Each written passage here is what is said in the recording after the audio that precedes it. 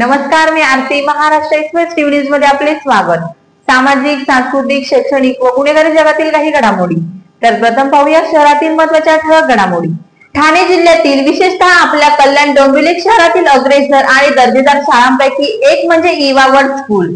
21व्या शतकात यशस्वी होण्यासाठी विद्यार्थ्यांना आवश्यक असणारे ज्ञान, चांगले संस्कार आणि उपयोगी कौशल्य विकसित करण्याची आपली जबाबदारी इवा वर्ल्ड स्कूल मोठ्या जबाबदारीने आणि उत्तम पद्धतीने निभावत आहे. कल्याण पश्चिम येथे गौरीवाडा येथे आरटीओ ऑफिस जवळ इवा वर्ल्ड स्कूलचे नवीन कॅम्पस उभारण्यात आले आहे. या कॅम्पसचे आज उद्घाटन करण्यात आले. या प्रसंगी उपस्थित राहून शाळेच्या संचालक मंडळाला शुभेच्छा दिल्या.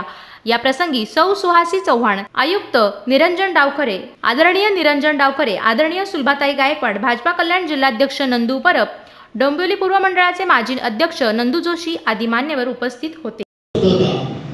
ज्या ठिकाणी त्यांनी सुरुवात केली तेव्हा त्या ठिकाणी एक उद्दिष्ट एकदम स्वच्छ आहे की बेटर एज्युकेशन या विषयावरती आपण काम करावं.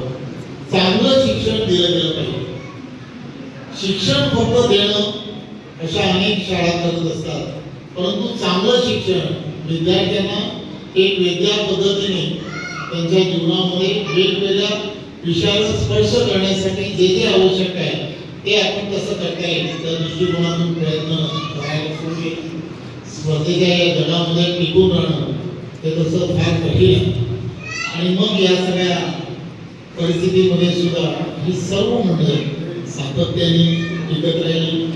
मला आठवतं की तो कोरोनाचा काळ आणि माझं त्यावेळेच्या काळामध्ये मी असेल आणि देवेंद्रजी आम्ही अशीच गप्पा मारत होतो आणि मी देवेंद्रजींना म्हटलं की अशा विषयामध्ये की शाळांची फार मोठी चैन या पद्धतीने माझ्या एक परिचयाची माझी मानलेली बहीण आहे ती करते.